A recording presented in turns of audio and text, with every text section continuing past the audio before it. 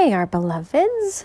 We are back after a small hiatus. Our another was invited to recharge her batteries, and yet in some ways she is more depleted today because she did a lot, saw a lot, talked a lot, observed a lot, felt a lot, and cried a lot. So here we are today on her first day back home. Now, yesterday was a very, very catalyzing day for her. And she asked us why, and we said, well, because it is July 4th, which is an 11 in the year of the 5, which is a time of change, catalyzing change. So yesterday, much was manifested, not in the obvious way where you manifest a car or a donut or some material item. It was actually a day of manifesting her heart's desire. She is figuring out how to tune into the vibration of what she prefers. And in order to figure out what she prefers, we must experience with her what she does not prefer. The contrast, so she can then sit back and figure out how those vibrations differ and how she can align with the one which she prefers. And so ultimately there is no judgment nor criticism, only appreciation for teaching her what she does not prefer. Now, the big question that she is asking of us and of herself today is, how do I move into alignment with the vibration of peace, calm, creativity, love, compassion, acceptance, and chaos, but not in the harmful way. Chaos in the non-harmful way is kind of the chaos that you feel in your heart when you were doing some kind of a ride at an amusement park that you enjoy. It is that kind of wee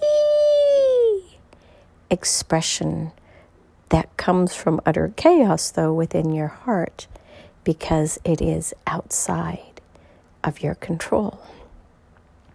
And then there are all of the other experiences which will come about. They will continue to exist in your world, but this time you will see them merely as points of expression of that which you no longer desire to attract.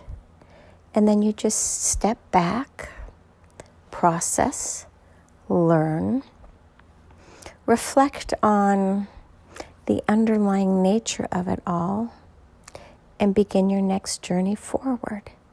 There's no point getting stuck in the muck, but instead you want to move forward as quickly as you can. And what we mean by that is, after a horse has bucked you off, it is always in your best interest to hop back on as quickly as possible for you as well as for the horse, so that both of you reprogram that traumatizing event with something positive. Otherwise, both of you will be left with that experience as your last experience. So here is what we wish to share with humanity today that flows from Kati's experience. Accept others as they are, as best as you can. Don't try to change them, as there is no point in doing so, because the other person is on their unique journey and you are on your unique journey. Try not to judge them on their path, because your unique expression of self is not their unique expression of self. And learn to listen, learn to forgive, but also learn to move on when it doesn't feel good for you. Just because another person is on a similar journey does not mean that their vibration necessarily aligns with yours. And that is okay. So the point of much of this is to allow each of you all to be you, without judgment, without criticism, without feedback, and most importantly, without advice, unless it is asked for. Because when you offer advice to another that is not solicited, you are inherently trying to control the other person because they have not asked for your advice, merely your compassion. So that is the overall takeaway for our another.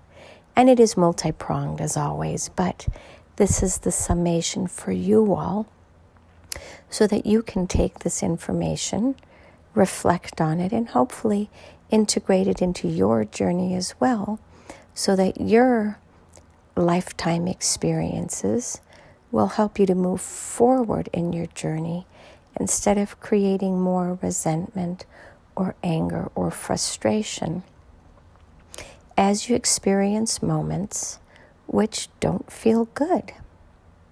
It is okay that these moments arise because you need to remember that they are merely points of contrast to point you back into the right direction, nothing else. And you have much that is within your own control, and those are the factors that we wish for you to focus on and to let the rest of it go to the best of your ability so that you can focus on what is within your control and only within your control. And let others choose the unique paths that are calling them forward, because their paths are not yours and yours are not theirs. Otherwise, what a boring life experience this would be if you were all carbon copy clones, the triple C of one another. You would all look like cubes. Think of a 4 by 4 by 4 cube, or 2 by 2 by 2 cube. The point being, none of you are meant to be boxed in anymore. So find your expression of self and let your vines grow out of the box that you have contained yourself within.